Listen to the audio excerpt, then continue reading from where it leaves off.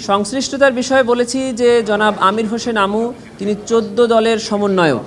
14 দলের সমন্বয়ক থাকা অবস্থায় 19 জুলাই 2024 তারিখ সারা দেশব্যাপী যখন মানবতা বিরোধী অপরাধ চলমান আছে, গণহত্যা চলমান আছে, তখন 14 দলের একটি বৈঠক সংগঠিত হয়।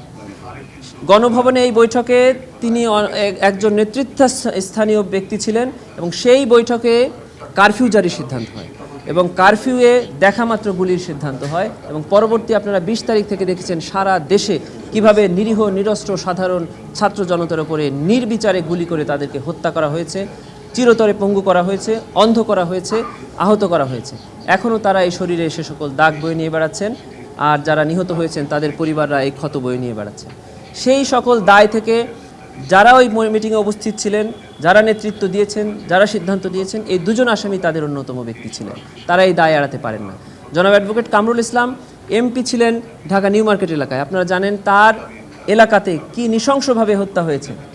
ঢাকা 2 আসনের এমপি হিসাবে তার এলাকায় অসংখ্য ছাত্র জনতাকে গুলি করে হত্যা করা হয়েছে। তাদের বিরুদ্ধে ইতিমধ্যে তদন্তে যে সমস্ত অভিযোগ পাওয়া গিয়েছে আমরা সেগুলোকে ট্রাইব্যুনালের সামনে পড়ে শুনিয়েছি, তারাও শুনেছেন। ট্রাইব্যুনাল পরবর্তীতে আমাদের আবেদন মঞ্জুর করে তাদেরকে ট্রাইব্যুনালের মামলায় গ্রেফতার দেখিয়েছেন এবং কারাগারে প্রেরণের নির্দেশ দিয়েছেন। পরবর্তীতে 18ই ডিসেম্বর এই মামলার নির্ধারিত তারিখ আছে, সেদিনকে তাদেরকে অন্যান্য আসামিদের সাথে পুনরায় উপস্থাপন করা হবে।